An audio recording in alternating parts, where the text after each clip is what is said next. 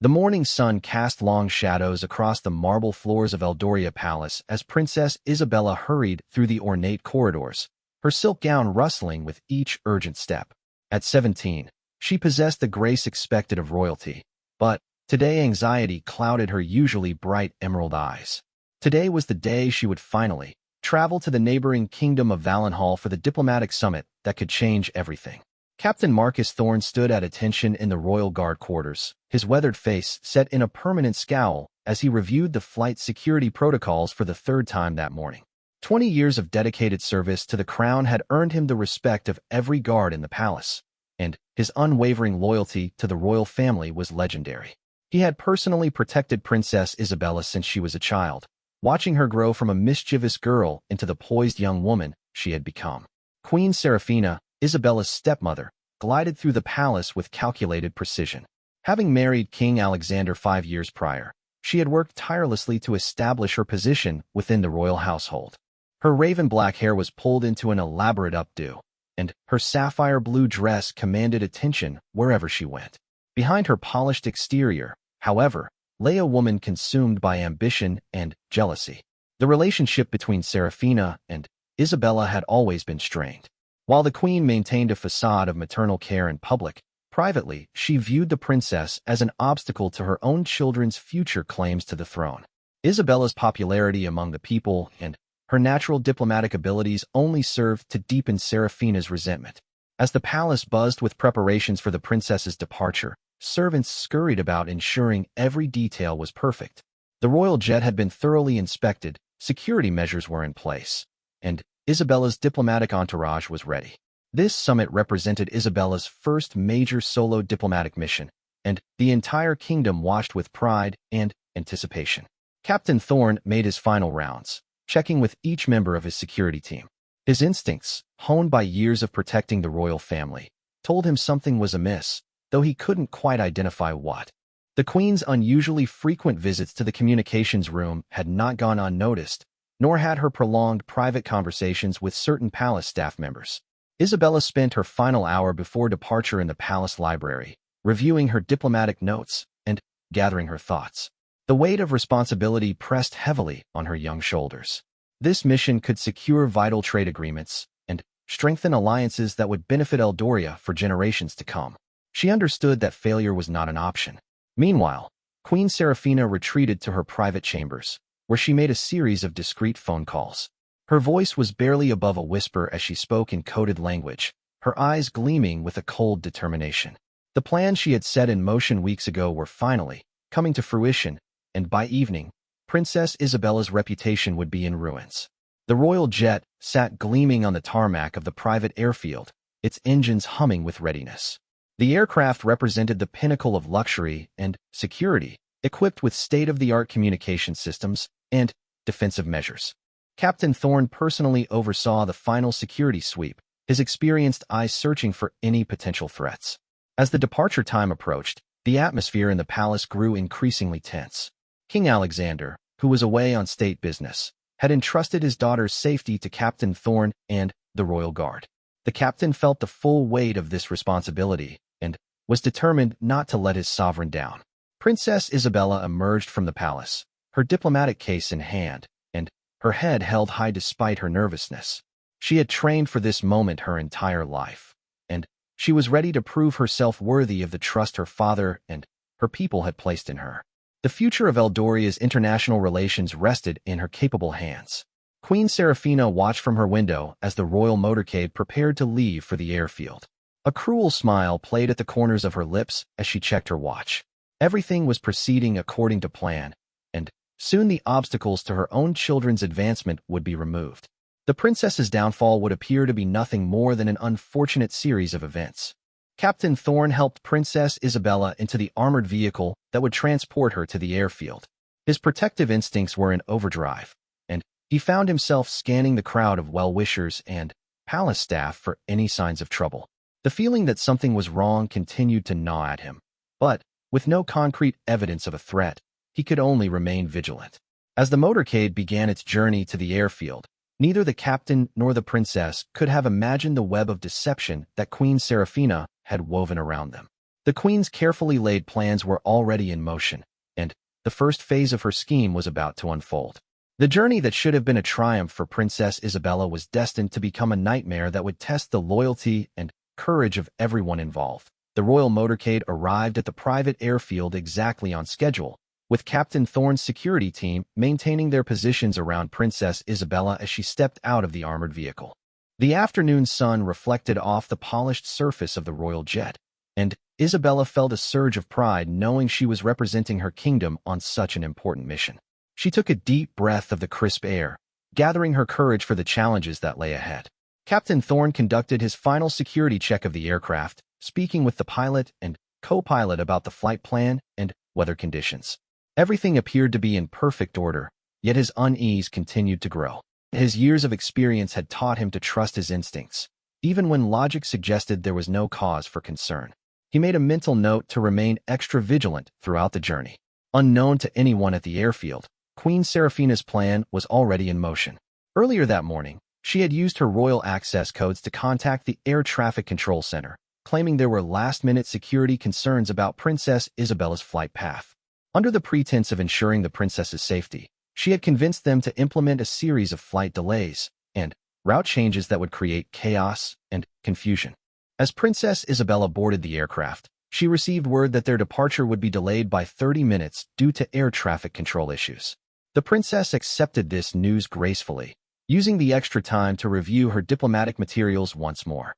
She settled into her seat, unaware that her stepmother was orchestrating a series of events designed to sabotage her mission and reputation.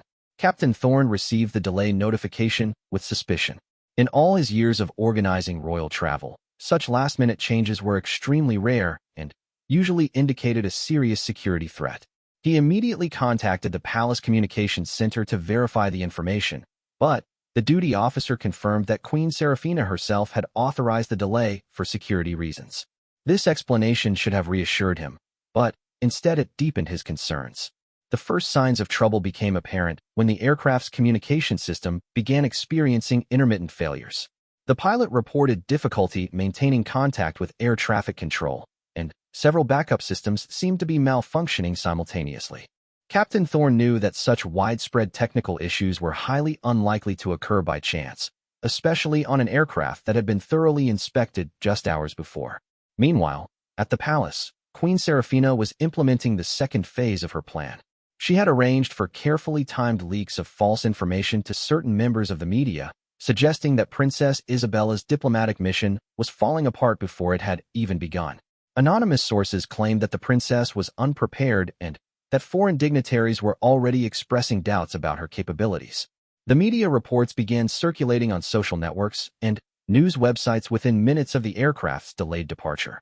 Headlines questioned Princess Isabella's readiness for such an important diplomatic role, and speculation grew about possible incompetence within the royal family's planning process.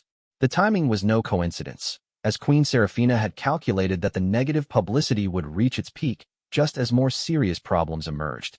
Captain Thorne's security team reported additional anomalies as the delay stretched beyond the original 30-minute estimate. Ground crew members who were supposed to be handling the aircraft's final preparations seemed confused about their instructions, and several security checkpoints had received conflicting orders about passenger manifests and cargo inspections. The captain realized that someone was deliberately creating chaos around the princess's departure. Princess Isabella remained calm and composed despite the growing delays, though she privately worried about the impression this would make on the Valenhall delegation. Her diplomatic training had taught her the importance of punctuality in international relations, and she knew that arriving late to her first major summit could damage her credibility before negotiations even began. She used the time to mentally rehearse her opening statements and review her briefing materials. The situation deteriorated further when air traffic control announced that the original flight path had been declared unsafe due to unspecified security threats. They insisted that a completely new route would need to be filed and approved, adding several more hours to the journey. Captain Thorne demanded specific details about these alleged threats, but the air traffic controllers claimed they were following orders from higher authorities and could provide no additional information. Queen Seraphina monitored the unfolding chaos from her private office, communicating with her network of accomplices through encrypted messages. Each delay and complication was part of her carefully orchestrated plan to undermine Princess Isabella's mission and reputation. The Queen's ultimate goal was to demonstrate that the princess was unfit for important diplomatic responsibilities, clearing the way for her own children to assume greater roles in the kingdom's future. As word of the delays spread throughout the palace, concern grew among the royal staff and advisors. Several senior officials attempted to contact King Alexander, but he was in remote meetings and could not be reached immediately.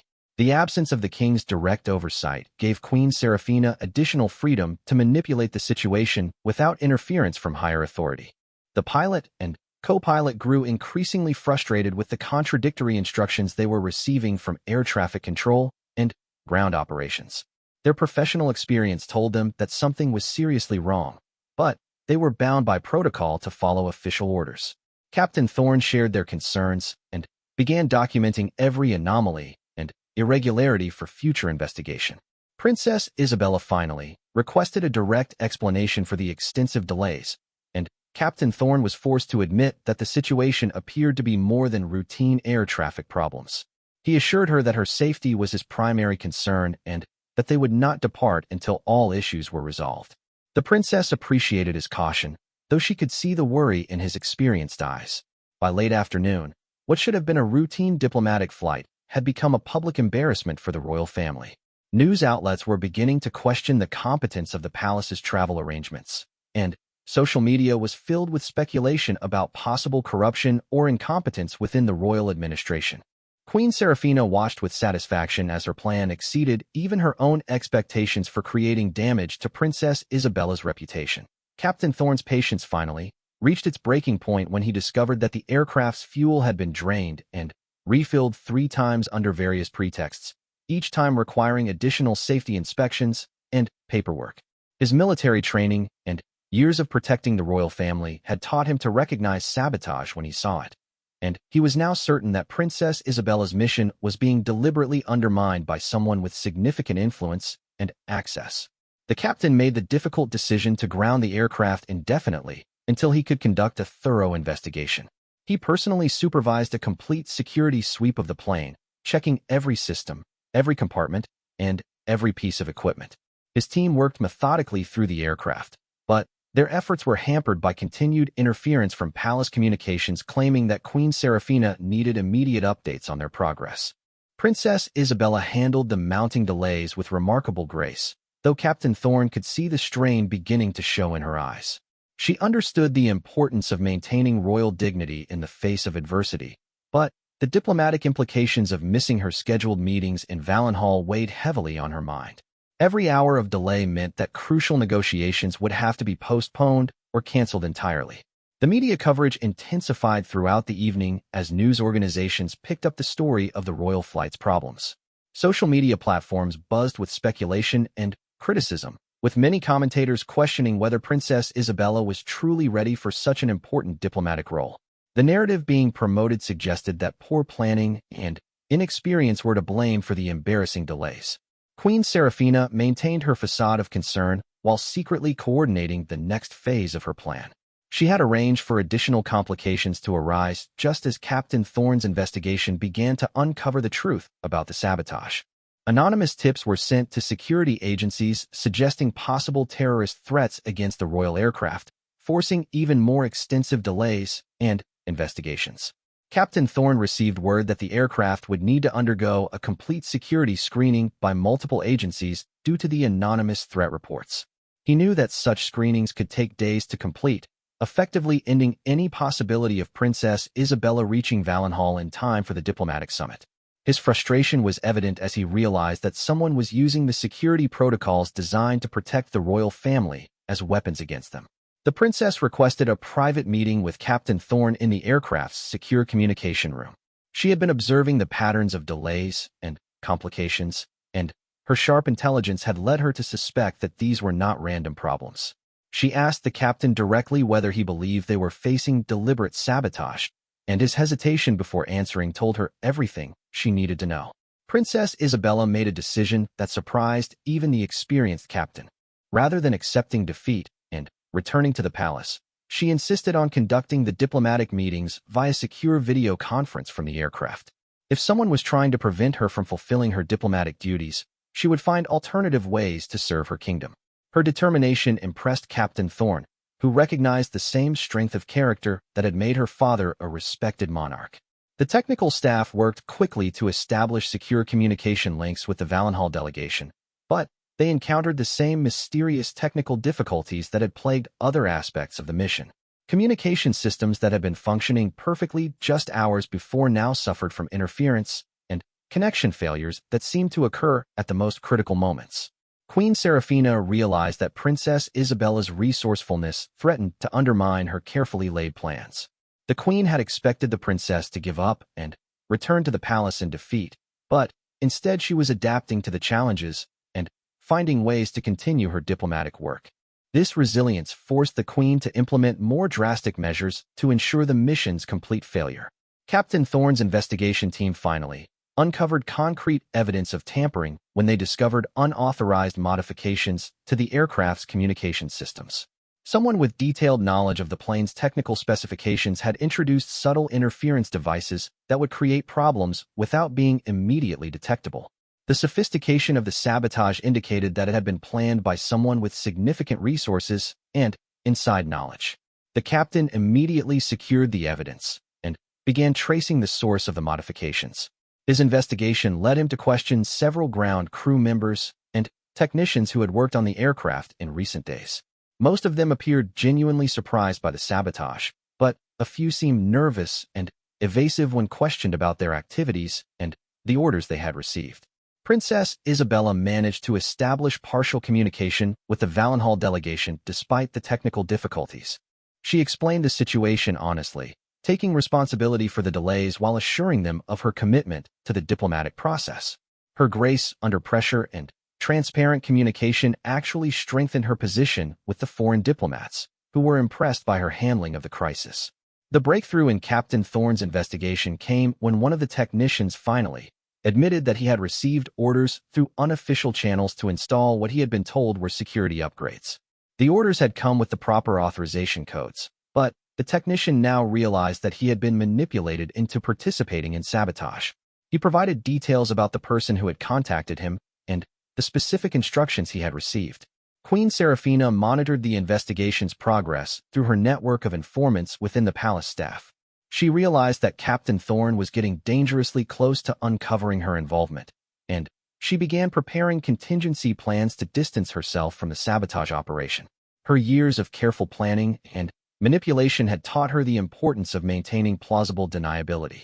The evidence continued to mount as Captain Thorne's team uncovered a pattern of unauthorized communications and suspicious activities that could be traced back to the palace.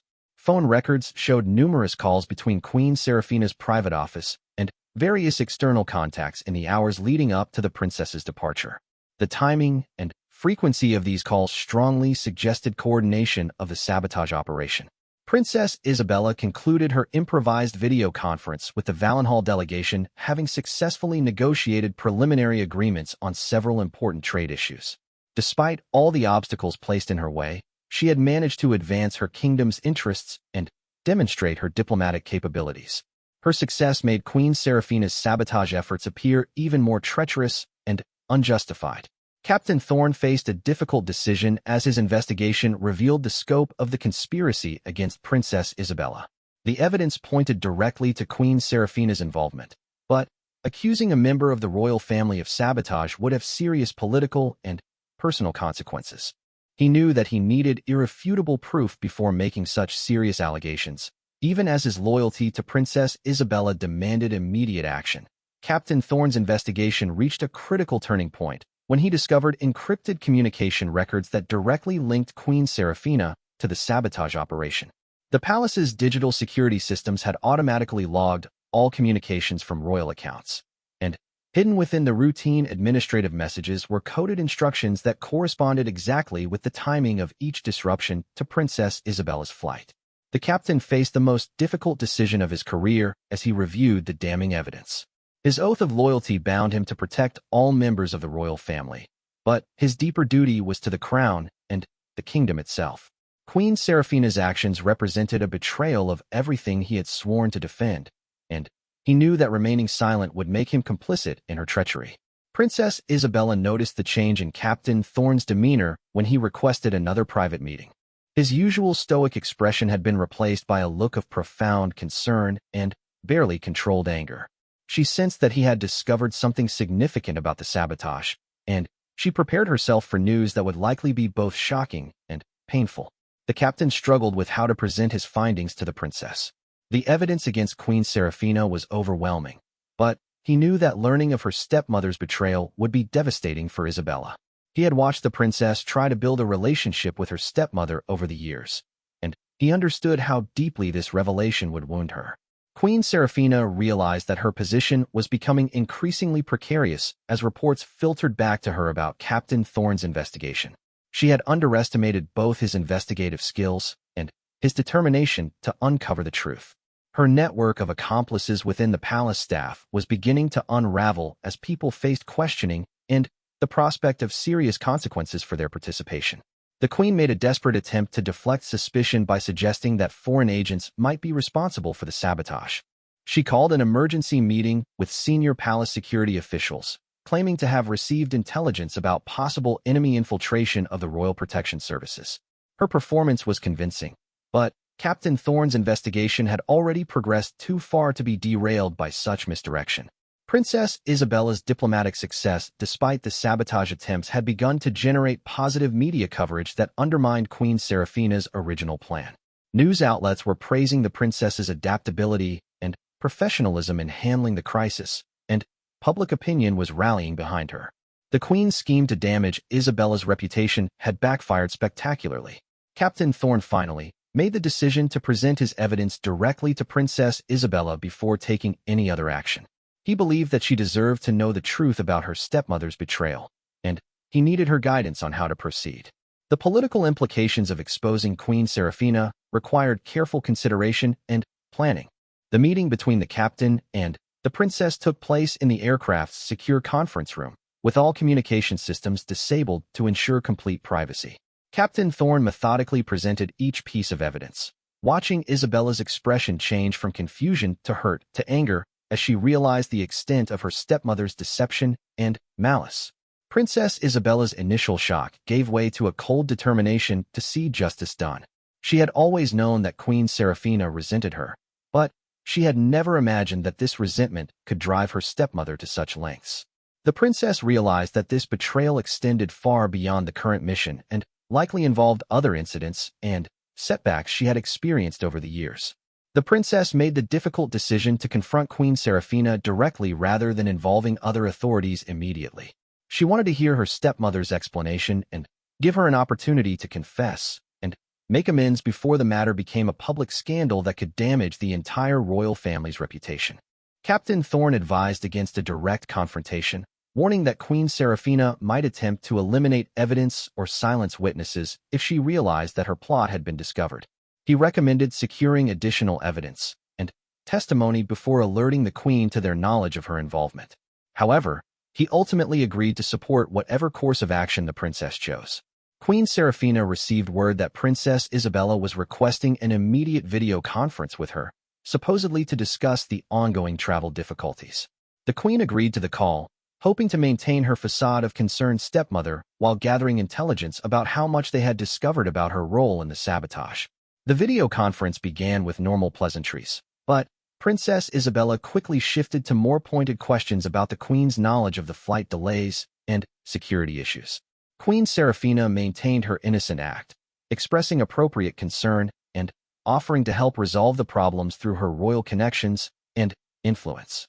Princess Isabella's diplomatic training served her well as she carefully probed for inconsistencies in her stepmother's responses.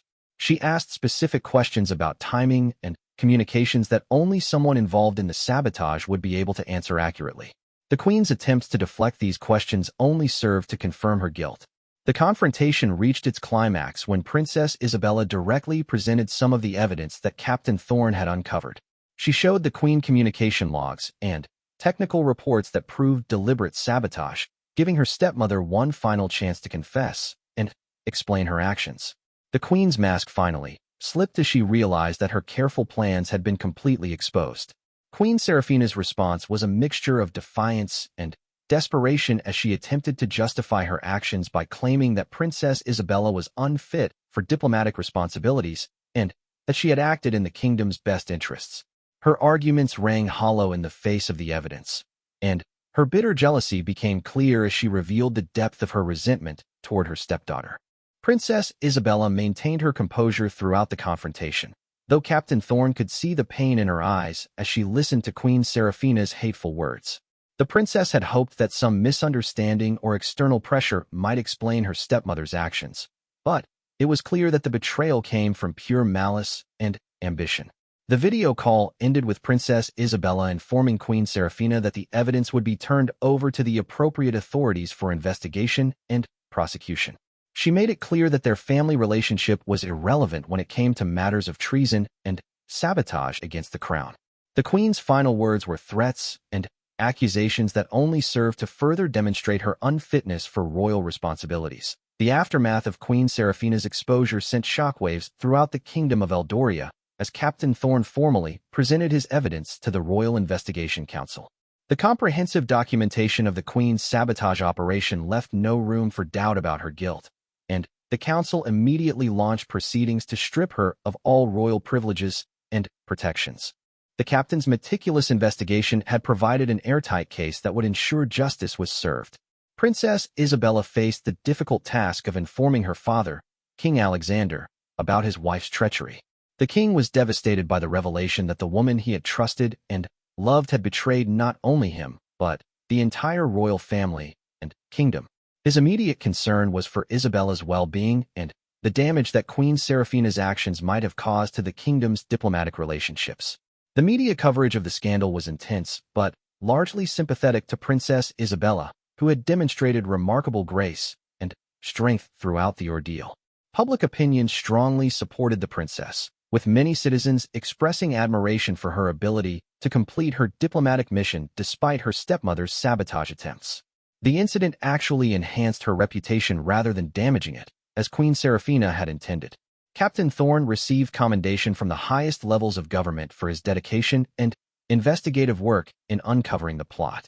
His unwavering loyalty to Princess Isabella and his commitment to truth and justice had prevented a major diplomatic disaster and protected the integrity of the royal family.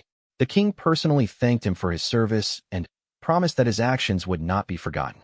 Queen Seraphina faced immediate arrest and prosecution for treason, sabotage, and conspiracy against the crown.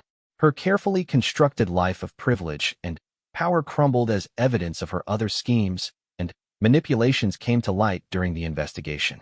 Former allies and accomplices distanced themselves from her, and she found herself completely isolated and facing severe legal consequences. The diplomatic mission to Valenhall was ultimately completed successfully, with Princess Isabella conducting extended negotiations via secure video conference and follow-up meetings. The foreign delegation was impressed by her professionalism and resilience in the face of adversity, and several trade agreements were signed that benefited both kingdoms significantly. Her handling of the crisis actually strengthened Eldoria's international reputation. The investigation into Queen Seraphina's activities revealed a pattern of sabotage and manipulation dating back years, affecting not only Princess Isabella but other members of the royal household and government officials.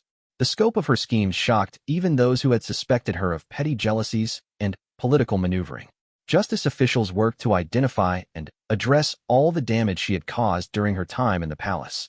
Princess Isabella emerged from the ordeal with increased confidence and authority within the royal family and government.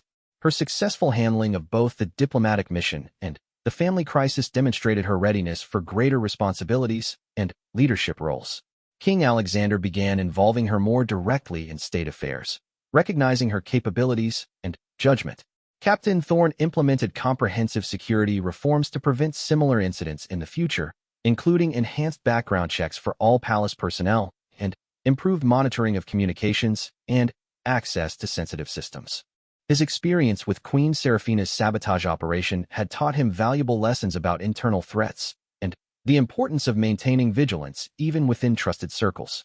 The trial of Queen Seraphina became a defining moment for the kingdom's justice system, demonstrating that no one was above the law, regardless of their position or connections. Her conviction on all charges and subsequent imprisonment sent a clear message that betrayal of the crown would face severe consequences. The proceedings were conducted with full transparency to maintain public confidence in the legal system. Princess Isabella's relationship with her half-siblings, Queen Serafina's children, required careful navigation in the aftermath of their mother's disgrace. The princess worked to ensure that the children were not punished for their mother's crimes, and that they received appropriate support and guidance during this difficult period. Her compassion and wisdom in handling this delicate situation further enhanced her reputation for fairness and leadership. The kingdom's diplomatic relationships were strengthened rather than weakened by the incident, as foreign governments appreciated the transparency and swift action taken to address the situation.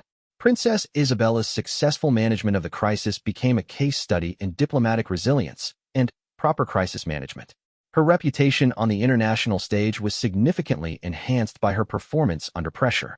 King Alexander used the crisis as an opportunity to reform and strengthen the royal household's governance and security structures. New protocols were established to prevent abuse of royal authority and to ensure that all family members were held accountable for their actions. The painful lessons learned from Queen Serafina's betrayal led to lasting improvements in the monarchy's operations. Captain Thorne continued to serve as Princess Isabella's chief protector, but their relationship had evolved beyond a simple guard and principal dynamic. The shared experience of uncovering and confronting Queen Serafina's treachery had created a bond of mutual respect and trust that would serve them well in future challenges. The captain's loyalty had been tested and proven absolute. The story of Queen Serafina's downfall became a cautionary tale within royal circles across multiple kingdoms, illustrating the dangers of unchecked ambition and jealousy within royal families. Princess Isabella's triumph over adversity inspired other young royals facing similar challenges and established her as a role model for principled leadership and resilience in the face of betrayal.